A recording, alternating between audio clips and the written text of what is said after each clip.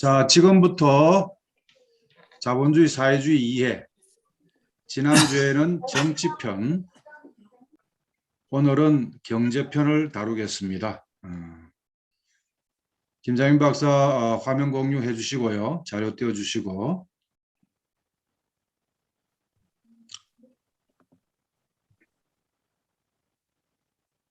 바로 시작을 하겠습니다. 오늘도 여러분들께서 들어오셨습니다. 오늘 역시 발제는 김장민 정치학 박사, 정치경제학연구소 푸닉스 상임연구원으로 계신 우리 김장민 박사께서 발제를 한 40분 정도 해주시고, 그 다음에 김정호 박사, 강정구 교수님을 비롯해서 질문 토론이 이어지겠습니다. 김장민 박사 바로 시작하시죠. 그럼 시작하겠습니다. 네. 지난번에 했을 때 어느 정도 이렇게 좀 또 이렇게 많이 하신 분들이 있기 때문에 조금 처음 보신 분이 좀 어렵겠지만 그래도 압축적으로 좀 하겠습니다. 자, 경제 질서라는 건 경제 체제인데요. 헌법적으로 경제 헌법, 즉 경제의 헌법 조항을 말합니다. 그래서 경제 질서, 경제 헌법을 형태를 규정하는 제일 중요한 거는 생산수단의 소유 형태죠. 그래서 집단적 소유는 국가의 소유, 지방자치단체의 소유, 공공단체의 소유, 협동조합의 소유가 집단적 소유입니다. 자본주의 국가에서도 이런 집단적 소유가 존재합니다. 두 번째는 경제 조정의 방식으로서 시장과 계획이 2차적인 요소입니다. 시장이냐 계획이냐. 그래서 시장은 가격을 조정 수단으로 사용하고요. 계획은 지표, 즉 계획이라고 해가지고 숫자가 없는 게 아닙니다. 어떤 지표를 넣습니다. 가격 대신에 이걸 조정 수단으로 삼는다는 거고요.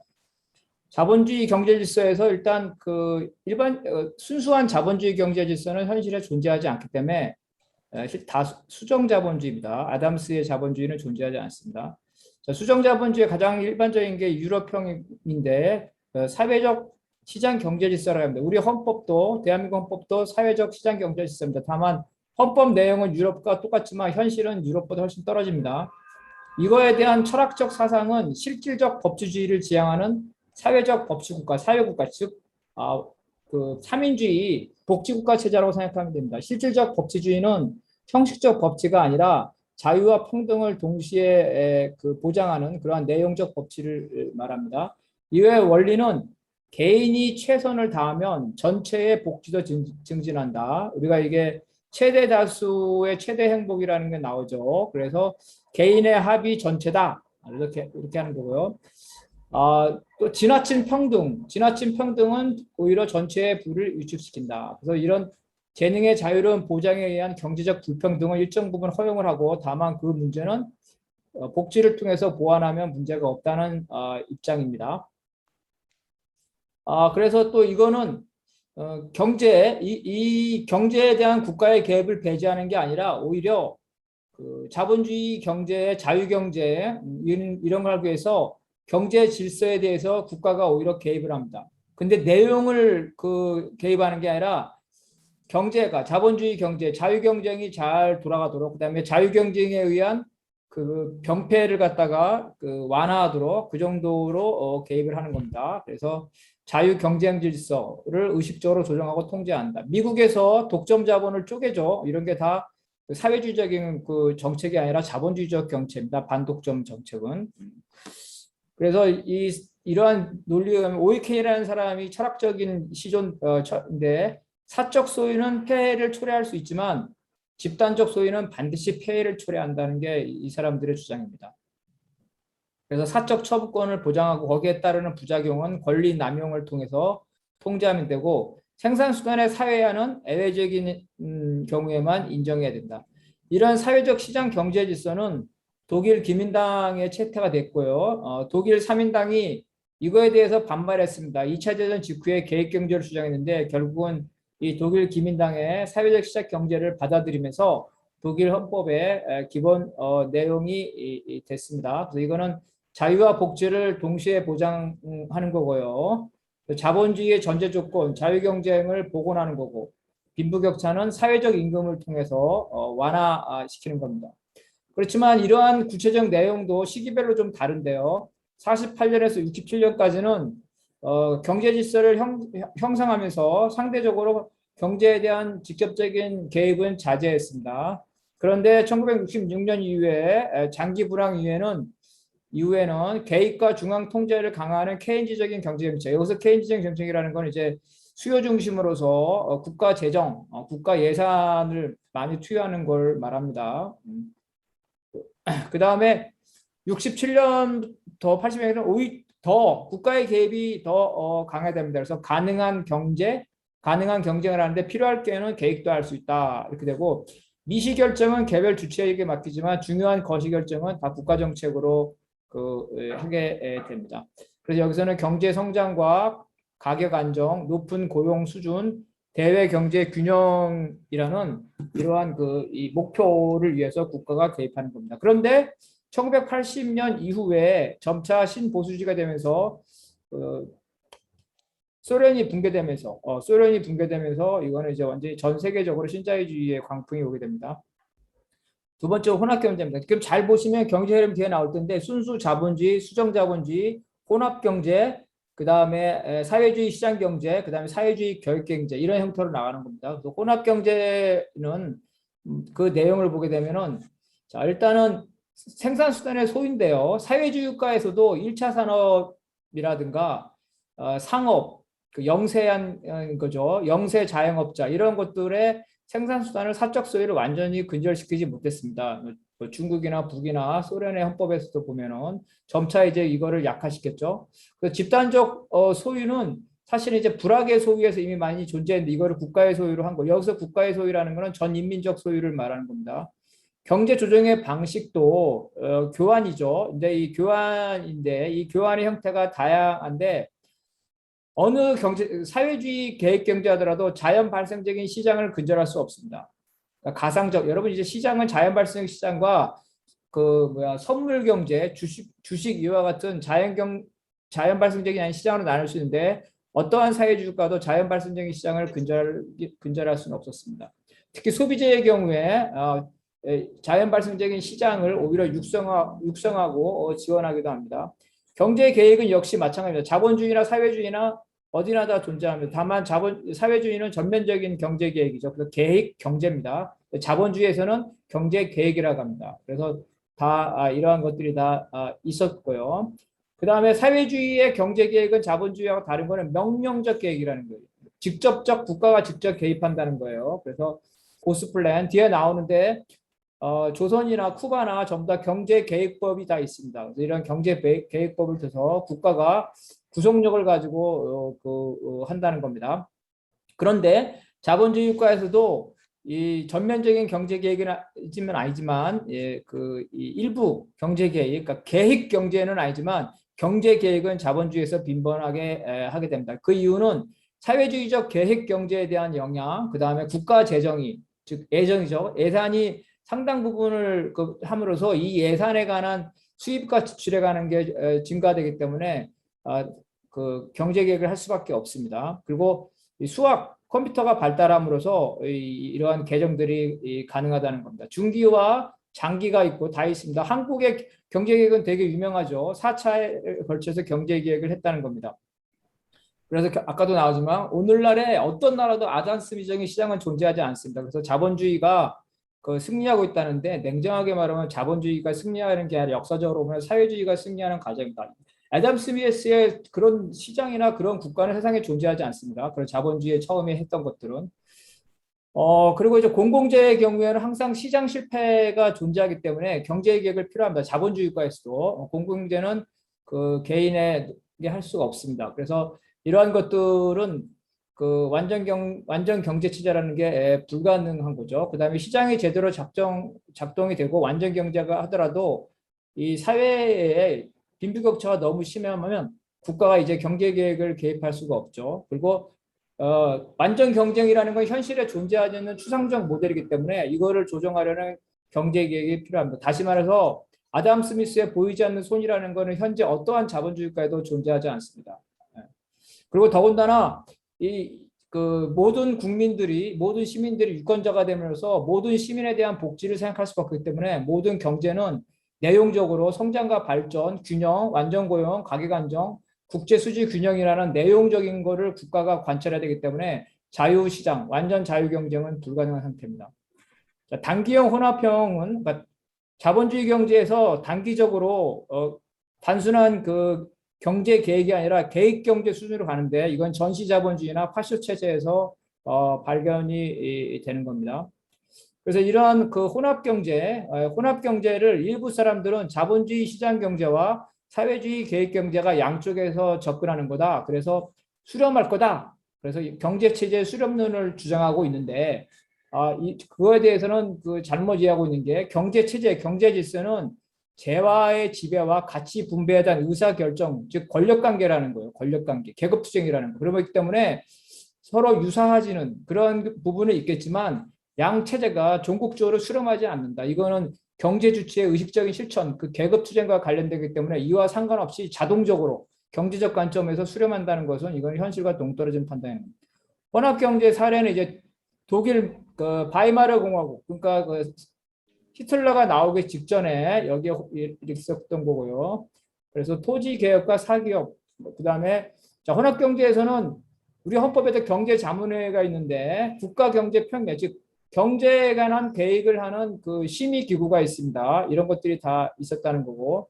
그다음에 이제 예멘 헌법. 예멘은 남북 예멘과 통일 예멘이 다 존재했는데 연방적으로 통일을 했는데 여기에서는 이슬람 공화국이 있어가지고 경제주의의 이슬람 공화국이 관철돼서 남예멘이 사회주의고 북예멘이 자본주의인데 이 경제 개혁, 즉 혼합 경제적인 게 되게 그 강했습니다. 이슬람 공동체 정신 때문에. 예멘 거는 넘어가겠습니다. 그다음에 신생공화국의 경우에는 그 1, 2차 대전 이후에 그 사회주의, 소련의 영향과 그다음에 반제, 그죠? 반제 반봉건 인민민주주의 혁명의 영향으로 경제가 혼합 경제가 되는 경우가 되게 많았습니다. 대만도 반공 국가였지만 그 이 혼합 경제가 있었던 거고요. 그래서 이러한 여러 가지 그 통제가 있었습니다. 대한민국의 헌법을 보겠습니다. 대한민국의 헌법은 자 먼저 41년에 임시정부 건국강령, 간단히 말하면 거의 사회주의 헌법이에요. 거의 사회주의 헌법. 전면적인 토지와 자원의 국유화, 상속 다 모든 걸 다 금지합니다. 그 전대체까지 다 금지하고 있어요. 중국보다도 더 강경하죠. 그리고 이러한 이제 그 경자 유전의 원칙 이걸 확실하게 했고요. 자, 기업을 보면은 중소기업은 사용으로 인정하지만 나머지 기업은 전부 다 국유로 했어요. 심지어 인쇄소 출판 극장까지 다 국유로 했습니다. 고리대금업 금지시켰고요. 자, 그 다음에 제한헌법은 그 대한민국 임시정부 헌법을 영향을 받아가지고 자본주의 헌법과 임시정부 헌법의 중간 사이에 있었습니다. 그래서 경제 질서는 기본적으로 국민의 기본적인 수요를 충족하는 거다. 이렇게 돼서 경제적 자유는 이 한계 내에서 보장된다는 거예요. 중요 자원의 국유화, 농지 분배, 그다음에 기업의 국영화, 공영화 이런 것들을 했고요. 경제 계획의 목표를 했습니다. 그래서 일부 계획 경제적인 그런 측면을 가지고 있었다. 통제 경제다 이랬던 겁니다. 그래서 이러한 경제 체제에 관해서 한번 그 OECD가 이 분류를 한 게 있는데 여기에 따르면 경제 모델을 보면 크게 보면은 이제 그 그 시장 경제 자본주의 경제는 미국의 소비자 주도형, 프랑스, 일본의 행정 관리 주도형, 독일, 북유럽의 사회시장 경제 모델이 있었는데 우리 한국의 경우에는 그 지금 헌법은 독일과 북유럽의 사회시장 경제 모델이 헌법 조항은 그렇지만 실제로 돌아가는 것은 프랑스와 일본처럼 행정관리 주도형이다. 즉 헌법과 실제 현실이 일치하지 않고 있습니다. 그래서 지금 현재 헌법은 119조가 그 자본주의 경제, 시장 경제에 대한 개입 조항을 두고 있습니다. 그래서 특수한 경우에는 그 유상몰수 이런 것들을 하면서 수정 자본주의로 할 수가 있다. 그래서 그러한 것들을 사기업도 예외적으로 국경화할 수 있다고 있는 거고요. 그다음에 경제 계획을 자문할 수 있는 경제과학 자문기구를 둘 수 있다. 이렇게 되는 겁니다. 그럼 사회주의 경제로 넘어가겠습니다. 이제 가장 왼편에 있는 사회주의 계획경제입니다. 자, 사회주의 계획경제에서 기본적인 게 생산수단의 사적 소유 금지와 전면적 계획경제죠. 그래서 이거는 뭐 다 아는 거니까 쭉 넘어가고, 그래서 사회주의에서는 우리가 생각하는 건 뭐냐, 무슨 사회주의 이념을 실현하는 게 중요한 게 아니라 그 사회주의 이념의 궁극적인 이념을 실제로는 인민들의 늘어나는 물질적 정신적 요구를 그걸 충족시키는 게 이제 기본적인 겁니다. 그래서 거기에 따라서 어떤 이 소유라는 것도 그거를 거기에 따른 하나의 그 방식이죠. 관점의 차이인 거죠. 사회주의에서는 사적 소유를 부정하는 게 이러한 목적을 부합하다고 보는 겁니다.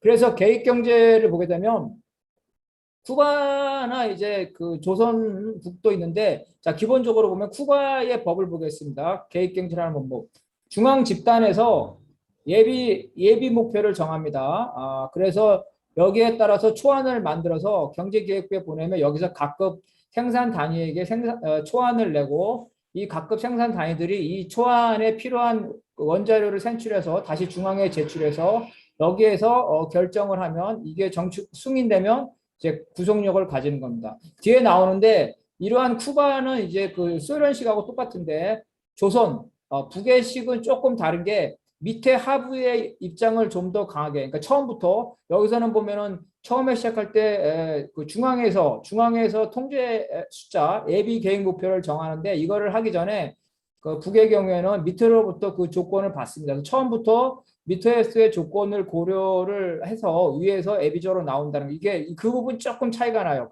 기본적으로는 똑같습니다.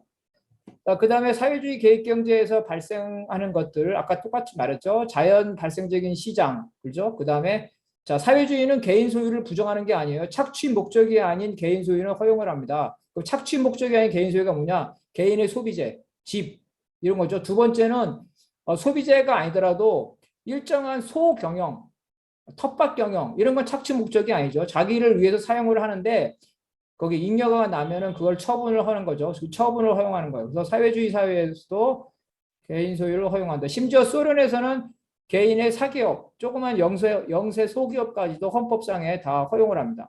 자, 봅시다. 스탈린 헌법이 이제 그 사회주의 헌법인데요. 이와 같이 개인 용도에 붙어 있는 것들, 이러한 땅들을 허용을 하고, 그다음에 수공업자도 허용해요.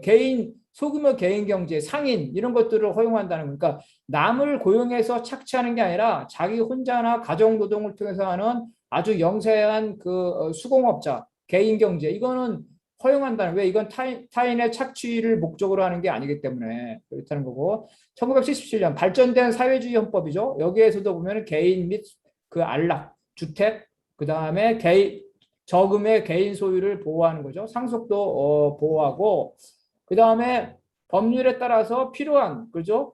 착취가 아니라 일상적 필요한 부분, 이러한 부분에 있어서 그 소규모의 개별적 노동 활동, 그리고 거기에 따르는 기타의 활동인데, 즉 남아있는 잉여 생산물을 자연 발생적인 시장에서 교환하는 것, 이러한 것들을 허용을 한다는 겁니다. 다만 이러한 것들이 타인을 착취하거나 아니면은 그 착취하기 위한 자본으로 형성될 때는 이제 국가가 그거를 제도적으로 차단하고 있죠. 그 다음에 이제 그 세 번째, 낮은 사회주 단계에서 생산력을 높이기 위해서 국가자본주의 경제 운영 방식을 이게 오늘 내용 중에서 가장 중요합니다. 이게 가장 중요하고 가장 이해하기 어려운 부분이에요. 소위 말하면 국가자본주의적 경제 운영 방식. 일부 의견 그룹에서는 이거를 좋아해서 북이나 중국이나 소련을 국가자본주의라고 이렇게 얘기하는데, 자, 이 국가자본주의라는 거는 소련이나 중국이나 북을 그 비판하는 사람들이 만들어내는 게 아니라 소련의 레닌이라든가 모택동이라든가 사회주의 국가 자체에서 쓰고 있는 표현이에요. 자, 봅시다. 제일 중요한 게 그 신경제정책, 소련의 신경제정책인데, 이거는 전시공산주의를 해서 식량을 강제 증발하면서 식량 부족으로 인해 가지고 농민이 저항하고 식량 부족으로 도시의 노동자들이 그 식량량이 약화되면서 노동자와 농민의 그러한 계급 동맹이 이완되면서 갈등이 생기기 때문에 이러한 문제를 해결하기 위해서 한 겁니다. 그래서 식량을 증발하는 게 아니라 세금을 식량으로 내게 하고 잉여 식량량에 대해서 매매를 허용을 하게 되는 겁니다. 이렇게 하고 대신 그것들을 허용을 하고 소기업도 허용을 해요. 대신 국영기업을 발전시켜가지고 자연스럽게 이 소기업보다 더 압도적인 생산력을 통해서 이 소기업이 도태되거나 이 소기업을 협동조합으로 만들어서 집단적 소유로 바뀌는 과정을 택하는 겁니다. 그래서 결국은 이 신경제정책으로 인해서 한편으로는 그 소기업이나 소자영업자를 인정하지만 자연스럽게 이 소자영업자가 집단적 소유로 편입되게 하는 과정, 이것이 바로 이제 신경제정책이고, 그러한 과정을 통해서 당면한 인민의 요구를 수용하면서 경제도 발전시켰다는 겁니다.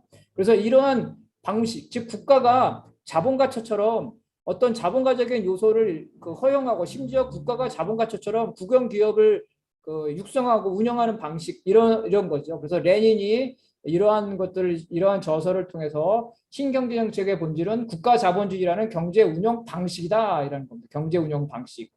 그래서 이러한 것에서는 뭐냐면 자본주의적 맹아들을 힘으로 강압적으로 해소시키는 게 아니라 그들이 최선을 다하게, 그들이 성장 발현하게끔 하면서도 전체적으로는 이 자본주의적 맹아를 해소시키게 하기 위해서 공산주의적 이런 방식을 한다는 거죠. 그래서 그렇지만 그 여기에서는 계급적으로 자본주의 복원이냐 사회주의 전환을 놓고 투쟁 관계에 있는 겁니다. 근데 소련 공산당의 지도력을 통해서 이러한 것들을 극복해가는 것, 이렇다는 거죠. 단순히 경제적 어려움을 피하기 위해서 채택한 경제정책이 아니라 이건 사회주의 건설의 전략이었다는 거예요. 스탈린의 발언, 트로츠키도 똑같이 말합니다. 트로츠키도 전시공산주의는 포위당한 요새의 생산력을 증대시키는 비상수단으로서 혁명 달성이라는 관점에서는 전시공산주의와 모순되는 것이 아니다. 이런 쭉쭉쭉 나갑니다. 여기에서 국가자본주의를 크게 보면은 국가가 소자영업자들을 노동계급으로 하고 강범위하게 있는 소농민들을 농업 노동자로 바뀌는 과정, 다시 말해서 대농장화 과정도 이러한 정책에 포함되는데, 이러한 대농장화 과정에서 일부 강압적인 방법이 사용됐기 때문에 여기에 대한 비판은 있습니다. 어쨌든 이러한 그 대농장화 과정은 사회주의 초기에 농민들에게, 소農에게 토지를 분배하지만 그거는 일시적으로 혁명에 대한 농민의 동의를 받기 위해서는 거지, 사회주의국가에서 소농민에 대한 소유를 인정하는 건 아닙니다. 그래서 이들을 갖다가 소농민을 협동조합이라는 식으로 농업 노동자로 전환시켜야 되는데, 이것은 국영농장의 생산력을 통해서 자연스럽게 흡수하는 게 맞지만, 이 시대, 이 스탈린 시대에서는 사실은 강압적으로 했다는 부분이 많고, 거기에 따라서 많은 피해가 있었다는 것도 사실이라는 겁니다. 그래서 소련 아카데미에 의하면은 신경제 정책은 사회주의를 건설하고 있는 모든 국가에 공통된 것이다. 다시 말해서 국가자본주의적 경제 운영 방식은 소련, 중국, 북한, 쿠바, 베트남 모든 나라에다 공통된 것이라는 거예요. 자, 그다음에 중국에서 보겠습니다. 이민민주주의 경제. 그래서 중국에서는 이제 아까 말했죠. 어제 말했죠. 신민민주주의 혁명, 인민민주주의 혁명, 사회주의 혁명으로 넘어가는 건데, 이러한 인민민주주의 경제는 신민주주의 혁명에서 인민민주주의 나가면서 채택한 경제라는 거죠. 즉 자본주의에 잔존한 상태에서 이러한 것들을 사회주의로 끌고 가는 그러한 거예요. 아까 말한 신경제 정책과 비슷한 겁니다. 그래서 조금 비슷한 거니까 할 필요는 없을 것 같고, 자, 여기서 보면은 5가지 요인이죠. 마오쩌둥이 말하는 거죠. 신민주주의 경제. 그래서 국영경제를 기본으로 하는 거죠. 그리고 합작, 사인 자본주의, 농업과 수공업, 이렇게 해야 되는 겁니다. 그래서 그리고 국가자본주의 경제. 이 국가자본주의라는 거는 그래서 모택동도 썼을 뿐만 아니라 중국 헌법의 재헌헌법에 명시적으로 국가자본주의라고 나와요. 그래서 이 국가자본주의라는 단어가 그렇다는 거고, 그래서 국가가 마치 자본가처럼 기업을 운영하거나 이러한 형식을 하면서 생산력을 발전시키는 거라는 거죠. 관료자본을 몰수를 이제 했다는 거고요. 그 이후에 이제 그 재헌헌법 이후의 관계인데, 그런 거 우리가 지난번에 많이 했으니까요. 1954년 이렇게 돼서 10인 이상, 그러니까 10인 이하의 그 자본주의적 경영은 허용했지만 10인 이상의 경우는 공사합병으로 개조하도록 결정을 했다. 원칙대로 하게 되면 그 자본주의, 사회주의 혁명 초기에 대공업, 대기업은 강제로 몰수를 하고 소기업의 경우는 국영기업과 경쟁을 통해서 도태시키거나 협동농장화를 해서 하는 게 맞는데, 마지막 수단에는 강압적 수단도 쓸 수 있다는 거예요. 이런 강압적 수단을 썼다는 거고. 그래서 1956년에 보면 이와 같이 공사 합병이 해당되는 비군이 99%에 해당됐다는 거죠. 상업의 경우에도 82%의 이 사회주의 개조가 됐다. 어느 정도 그래서 이제 자본주의적 부분을 해소했다 이런 거죠. 이런 것들을 쭉 보면 되고. 그래서 이제 아까 말 1954년에 그 무턱등의 과도기 총 노선인데 이러한 것들이 다 이론적으로 이렇게 쭉쭉 된 겁니다. 이거는 마지막에 이게 제일 중요한데요. 자, 이거 한번 천천히 읽어보겠습니다. 국가 자본주의는 경제 운영 방식으로서 자본주의와 사회주의 모두에 나타나는 속성이다. 따라서 국가 자본주의를 독립된 개념으로서 사회 구성처로 보는 입장은 철학적으로 개념과 그 개념의 일부를 구성하는 속성을 혼동한 것이다. 무슨 말이냐면 개념 존재는 여기에는 자본주의와 사회주의가 있겠죠. 근데 자본주의와 사회주의를 구성하는 여러 성격들이 있는데 이 국가자본주의라는 경제 운영 방식은 자본주의에도 있을 수 있고 사회주의도 있었는데 이러한 국가자본주의라는 운영 방식을 하나의 존재로 생각해서 사회 구성체로 해서 어떤 체제를 국가자본주의라고 규정하는 것 이거는 개념과 속성을 혼동한 거라. 물론 여기에 대한 반론도 있고 할 수 있다고 봅니다. 제 생각은 그렇다는 거예요. 실제로. 그 다음에 이제 중국의 사회주의 시장 경제는 이걸 잘 아는 거니까 빨리빨리 넘어가겠습니다. 처음에는 우리가 알고 있는 건 티토의 시장 사회주의가 있었죠. 근데 그거는 이제 성공하지 못했고 중국의 사회주의 시장 경제 이건 전반에 했었습니다. 그래서 이런 원칙은 이제 개인 경제와 사형 경제 등 다양한 경제 성분을 인정하는 거니까 국영 경제, 자 국유 전체 인민의 소유, 그 다음에 지방공사 각종 또 집단적 소유를 기본으로 하고 거기에 플러스 다양한 소유 형태를 인정하는 것 이렇다는 거죠.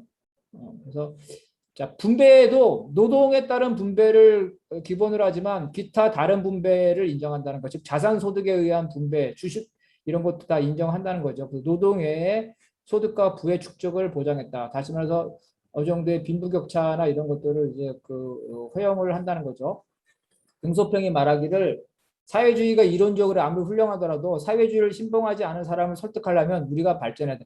못 사는데 사회주의가 우월하다고 말할 수 없다는 거죠. 인민의 요구를 수용하지 못하면 사회주의는 이론적으로나 실천적으로나 그리고 우월성을 주장할 수 없다는 겁니다. 그래서 그러한 것들이 쭉쭉 나왔다는 거고요. 여기서 중요한 건 뒤에 나오는데 그 사회주의가에서 그 국유화는 소유, 국유와 국영을 같이 하는데 중국에서는 이거를 나눕니다. 그래서 소유 관계는 국유를 하는데 경영 관계는 자본주의적 경영 관계를 허용을 하고 있어요. 그래서 이러한 중국의 사회주의 시장 경제에 관한 그 철학적 공산주의적 이론은 지난번에 했죠. 사회주의 초급 단계라 그랬죠. 사회주의 초급 단계에는 1993년에 헌법에 삽입됐는데 물론 공산당 기억에 들었지만 1956년부터 향후 100년 동안 생산관계 상부 구조 등 생산력 발전에 적응하는 부분을 이게 바로 이제 과제라는 거예요. 이게 바로 사회주의 초급 단계다. 100년 동안 해야 된다. 그런 식으로 몇 가지 막 이렇게 목표를 막 정했어요. 쭉쭉 정했는데 수치를 내는데 지금 현재 중국의 경제는 등소평이나 이때 했자보다 훨씬 더 많이, 훨씬 더 빠른 속도로 중국 공산당이 설정한 목표를 훨씬 더 초과 달성하고 있어요. 뭐 수치는 얘기할 필요 없는 거고요. 그래서 자 1999년 헌법에 뭐라고 하냐면 일부분의 사람들이 먼저 부유해지는 것을 권장하고 점차 빈곤을 퇴치하고 다 같이 부유해진다. 뭐냐면 빈부격차를 일정 부분 허용한다는 거예요. 그리고 다 같이 공유경제 뒤에 나오는데 공유경제 부분인데 이 공유경제도 사실은 그냥 일반적인 그런 내용이 아니라 이 중국 공산당이 생각하고 있는 그런 부분 상당히 전략적인 부분이에요. 공유경제라는 게.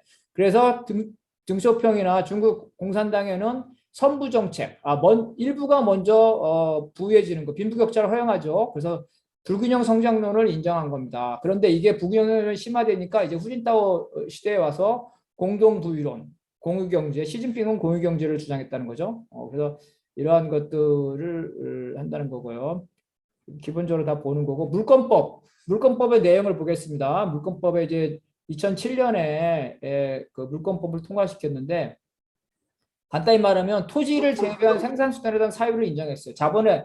자본가를 인정했다는 겁니다. 자본가. 그래서 자, 생산 도구, 원자재 등 자, 우리 부동산, 여러분 부동산은 토지와 건물로 나눠져 있어요. 그래서 중국은 토지에 관한 소유는 그거 할 수 없지만 건물에 관한 소유는 할 수 있다는 거예요. 그래서 자본재, 원자재죠. 그리고 생산 시설이죠. 땅 뺀 거, 나머지는 다 할 수 있다는 거예요. 자본에 대한 소유가 가능해졌다. 자본가를 인정한 거죠. 생산 시설에 대한 부주는 사유가 인정되죠. 자, 토지에 관한 부분을 보겠습니다. 토지에 관한 부분은 이제 토지 사용권을 허용하는 거죠. 자, 근데 자, 갱신을 해야 되는데 주택의 경우에는 70년에 토지 사용권이 만료가 되면 자동 연장하도록 했다. 그래서 주택이 멸실되지 않는 한 주택의 대지에 대해서 소유권을 인정한 것과 같은 효과를 했다는 거예요. 상속권도 보장하게 되는 거고. 다만 이제 주택 이외의 경우에는 토지 사용권이 만료될 경우에는 그 토지 사용권을 법률의 규정 따라 연장하도록 돼 있다. 북에서도 지금 아파트가 매매가 된다는 거잖아요. 그래서 이런 것들이 이런 거예요. 그러니까 토지는 허용하지 않지만 이 주택에 관한 부분이 허용된다는 겁니다. 자, 중국 사회주의 시장 경제의 구체적인 내용은 뭐 보지 않겠어. 쭉 계속 해왔던 거니까. 예. 그래서 중국 공산당의 어떤 그 이러한 노선이죠. 공산당 규약에 나오는 것. 생산수단의 사회화 비판하는 거예요. 이 과거에 중국 경제를 생산수단의 전면적인 사회화는 다양성을 상실해서 국가적 소유로 집중했으며 그 결과 민주성과 효율성이 저하되는 부작용을 나타냈다는 거예요. 그리고 경제가 발전하고 규모가 복잡해지면서 평균주의가 만연하고 적극성과 창조성, 그렇죠? 그 다음에 이러한 농산물에 대한 통일적인 판매, 구매는 가격을 왜곡하고 수급 조정의 실패로 만성적인 공급 불안. 또 한 가지 중요한 거는 자, 사회주의 국가도 경제가 발전하면 소련이 그런 건데 인민의 요구가 다양해져요. 소비재에 대한 요구가 다양해지는데 아주 자본주의 사회의 슈퍼마켓을 생각해보고 사회주의 사회의 슈퍼마켓을 생각해보세요. 자본주의 사회의 슈퍼마켓이 훨씬 다양합니다. 사회주의에서 개입경제로 인민들의 다양한 요구와 수요를 다양한 형태로 소비자로 만드는 게 상당히 어렵다는 거예요. 그래서 전면적인 개입경제로 그런 부분이 어렵기 때문에 경공업 소비재의 경우에는 일정 부분 이 자본주의적 방식을 도입할 수밖에 없다는 겁니다. 그래서 경제가 복잡할수록 개별적 경제주체에게 일정한 의사권을 줘야 되고 자원 배분에 최적화를 위해서 시장 경제 즉 소비재의 경우 그렇죠. 일일이 그 수많은 소비재를 국가가 다 통제하는 게 불가능하죠. 그래서 그런 형태로 됐다는 거고요. 이건 쭉쭉 보면 될 것 같고요.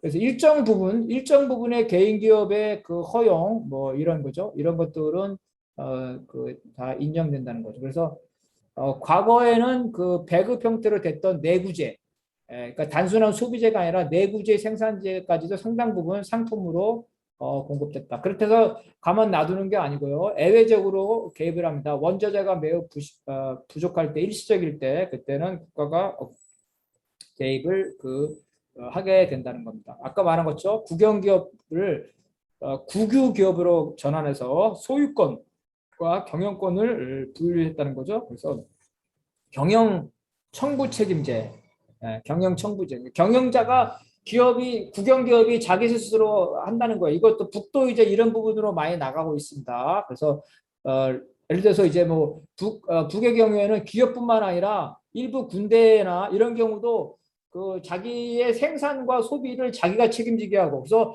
군대의 일부가 그 무역도 합니다. 이거 자본주의국가에서는 이해가 안 되는 거죠. 근데 이거는 이제 이러한 사회주의국가에서는 이런 거를 하게 됩니다. 경영 청구제, 그다음에 자기가 그 경제에 관한 자주권을 주면서 스스로.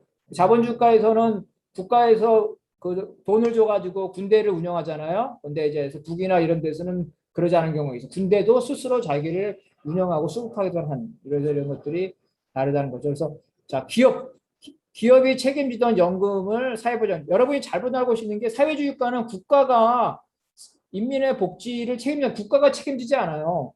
국가가 책임지는 거는 자본주의 국가가 책임지는 거예요. 사회주의 국가에서는 개인의 복지를 국가가 책임지는 게 아니라 공동체가 책임지는 겁니다. 그러면 그 공동체는 어디냐? 가장 기본적으로 자기가 일하는 기업이고 자기가 있었던 공동체 사회가 책임지는 거예요. 그거 부분이 어려운 부분은 예비적으로 국가가 책임지는 거겠죠. 그래서 그 중국의 경우에도 개인의 복지나 이런 것들, 연금이라는 걸 과거에 자기가 속했던 단위, 공동체, 기업에도 책임졌는데 이제 기업들이 그러한 그 사회복지 책임을 지지 않기 때문에 국가가 책임지는 사회보장제도로 전환된다는 거예요. 그러다 보니까 일을 하지 않는, 과거에 일을 하지 않는 사람들은 이제 현재 이런 데서 이제 그 약자니까 이런 국가가 특별히 이제 해야 되겠죠. 그래서 이런 것들을 말하고 시장 경제에 대한 검토인데 이거는 뭐 안 해도 될 것 같아요. 쭉쭉 그냥 그 하면 될 것 같고 다른 나라 그 헌법의 경제 조항을 보겠습니다. 쿠바는 베트남과 마찬가지로 중국과 유사한 경로를 받고 있어요. 자, 쿠바는 그 십몇 년 동안 헌법이 없이 혁명 이후에 헌법이 없었습니다. 이 헌법이 없었던 시기가 인민민주주의 헌법이고 인민민주주의 경제 시기예요. 그래서 그 이후에 헌법을 만들었을 때는 사회주의 헌법으로 만들었는데 이 최근에 이제 그 소련이 무너지고 나서 사회주의 교육 경제가 무너지고 나서 이런 부분이 어렵기 때문에 점차 이제 바뀝니다. 바뀌면서 자 보게 되면 1993년에 자영업, 그죠? 자영업을 허용하고 94년에 잉여 생산물의 교환 이런 것들을 쭉쭉 하게 됩니다. 그래서 2019년에 사유재산권 이런 것들을 인정하게 됩니다. 그래서 중국의 길로 갑니다. 나중에 하시겠지만 베트남에서 가장 중요한 거, 베트남에서 사회주의와 자본주의 투쟁에 있어서 가장 중요한 거는 뭐냐면 관광산업과 그 미국에 있는 그 친척들에 보내는 달러예요. 그래서 이 자본주의와 사회주의의 충돌은 바로 이 관광산업에서 생기는 잉여자본과 미국에서 보내는 달러로 생긴 이 잉여자본, 이거를 국가가 이것들이 자본주의의 맹아가 되지 않게끔 어떻게 통제하냐, 이게 되게 중요한 건데 그건 나중에 또 기회 되시면 하시면 될 것 같아요. 베트남은 안 봐도 될 것 같아요. 중국으로 가니까. 자, 베네수엘라는 지난번에 했죠. 자본주의 사회주의의 중간지대, 그죠? 민주적 사회국가로 스스로 선언한다고 그랬죠. 그래서 제반 계획을 담당을 하고, 그 다음에 자급자족, 식품의 자급자족 이런 것들을 이제 하고, 석유와 같은 국유산업 이런 것들을 법에 의해서 국유화를 하게끔 할 수 있습니다. 그래서 개인과 기업의 경제활동의 선택. 그러니까 실질적으로 이 중국의 형태와 되게 유사하다는 거죠. 브라질은 자본주의까지만 혼합 경제적 성격을 가지고 있습니다. 자, 북을 보겠습니다. 다 나온 거를 이제 종합 정리하는 겁니다. 1948년 이민민주주의 헌법이죠. 뭐 중국 아까 말한 거랑 똑같죠. 똑같은 형태예요. 그래서 처음에는 토지 개혁을 통해서 소農에게 땅을 줬죠. 모든 혁명은 그럽니다. 노농 동맹을 하고 농민의 지지를 받기 소농에게 땅을 주는데 그건 한시적인 거예요. 소농, 자영업자를 할 수 없기 때문에 그거를 점차 변화시키는 과정을 갖다. 다만 북은 전쟁을 통해서 소련보다는 훨씬 더 무력을 통하지 않고 평화적으로 다시 전쟁을 통해서 자본가나 중동이다 몰락했기 때문에 상대적으로 소농의 농업 노동자화가 상대적으로 평화적으로 진척됐다고 볼 수가 있겠습니다. 역시 이제 국유화 협동조합을 하고 있고요. 여기에 개인도 포함을 하고 있고. 그리고 이제 48년 이민민주주의헌법, 72년의 사회주의헌법입니다. 원래 북에서는 이제 발전된 사회주의헌법은 나오지 못했어요. 발전된 중국도 사회주의헌법은 갔는데 여기서 소련처럼 사회주의헌법으로 가는 게 아니라 사회주의 시장경제로 간 거고, 북은 1972년 사회주의헌법에서 발전된 사회주의헌법으로 간 게 아니라 사회주의 사회주의 블록이 붕괴되면서 북 자신의, 그러니까 북의 독자적인 체제로 간 겁니다. 북의 인민경제법을 본다는 거죠. 그래서 이러한 것들 그래서 하는 방식인데 이러한 것들이 이제 여러 가지가 있습니다. 전략계획 중앙이죠. 그 다음에 작전계획 각 부문이죠. 그래서 현장에서 하는 전투계획 이거를 종합하는 겁니다. 보십시오. 먼저 각급 생산 단위에서 예비 숫자를 작성하고 이렇게 되잖아요. 아까 쿠바는 뭐였어요? 중앙에서 먼저 했잖아요. 여기 밑에서부터 먼저 예비 숫자를 작성하고 그걸 국가계획에 제출하고 여기에 기초해서 국가계획위원회가 예비 계획 목표를 정해서 밑으로 돌려보내면 이걸 통해서 밑에서부터 군중토의를 해가지고 이 군중토의의 결과를 다시 중앙에 보내가지고 중앙에서 그걸 결정하면 다시 내려와가지고 이게 이제 전체적인 돼서 이게 구속력을 갖게 된다는 겁니다. 그래서 이제 아래와 위가 같이 한다. 그래서 북에 아주 그 이제 군중 요선이라 하는데 사실은 이제 소련에서 약간의 그런 부분이 보이고 중국에서 많이 나온 거죠. 그래서 아주 북의 100% 독자적인 건 아니라고 볼 수 있다만 북에서는 이런 군중 요선, 대중 요선을 좀 더 강조를 하고 있다는 겁니다. 이와 같이 2019년에는 헌법에 독립채산제, 자 독립채산제는 그 국영기업의 경우라도 원가, 가격, 수익성 이런 거에 대한 것을 이용을 한다는 거. 이건 시장을 일부 인정한다는 거예요. 그래서 여러분 그 저기 뭐야 그 북의 각종 단위가 그 이 무역 같은 걸 하잖아요. 그래서 여러분 생각에는 북의 모든 무역은 국가 중앙에서 일적으로 통제될 것 같다. 그렇지 않습니다.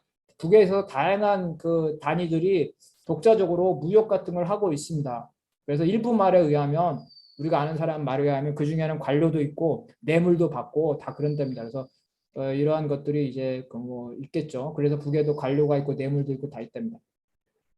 그래서 이러한 것들은 이제 북의 헌법은 전 인민적 소유와 중앙집권적 개입 경제를 전제로 해서 민주주의 정치, 도덕적 자극과 물질적 자극을 이게 중요합니다. 그러니까 공산주의는 도덕적 자극으로만 되는데 자본주의는 물질적 자극이 압도적이죠. 근데 사회주의 사회에서는 도덕적 자극과 물질적 자극을 옳게 결합합니다. 그래서 사회주의에서 노력 영웅이라는 치료를 많이 주죠. 뭐 그런 것들이 바로 이제 도덕적 자극을 하기 위해서 하는 건데 나쁘게 말하면 이제 인민들을 동원하는 그런 게 볼 수 있겠지만 사실은 이제 이런 도덕적 자극과 물질적 자극을 하기 위해서 하는 것들입니다.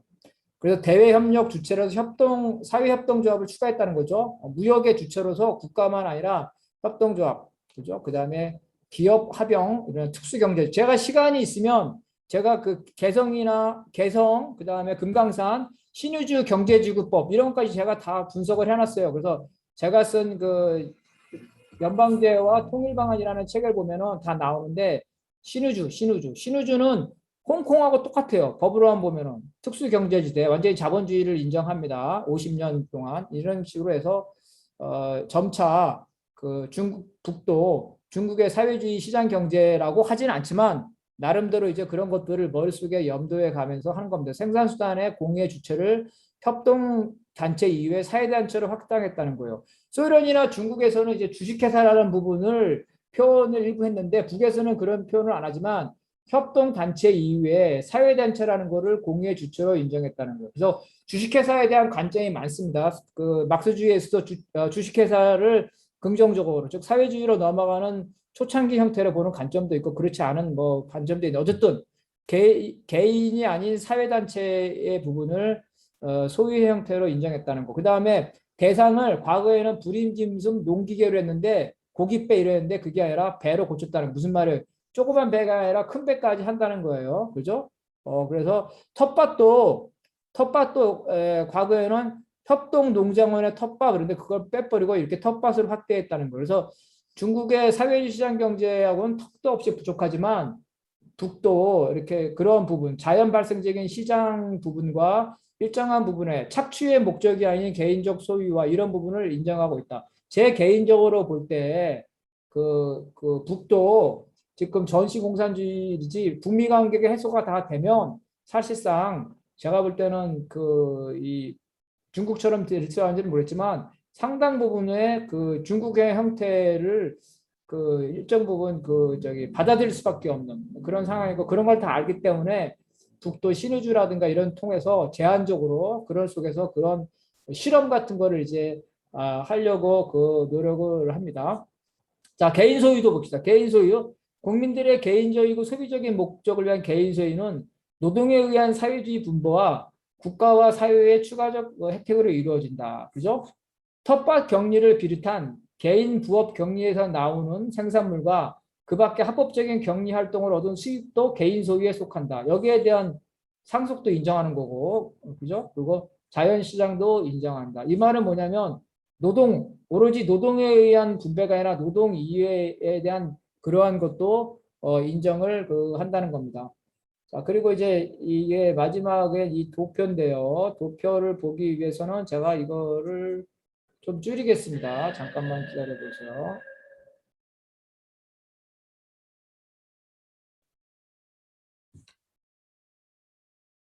아, 이제 보이죠? 그래서 이제 경제를 보는 겁니다. 이게 사회주의 계획 경제부터 자유시장 경제까지 쭉쭉 있다는 거죠. 이런 식으로 쭉쭉 이렇게 볼 수 있다는 거죠. 그래서 사유, 구구, 공유. 어느 사회나 사유, 구구, 공유는 어느 사회나 다 존재한다는 거예요.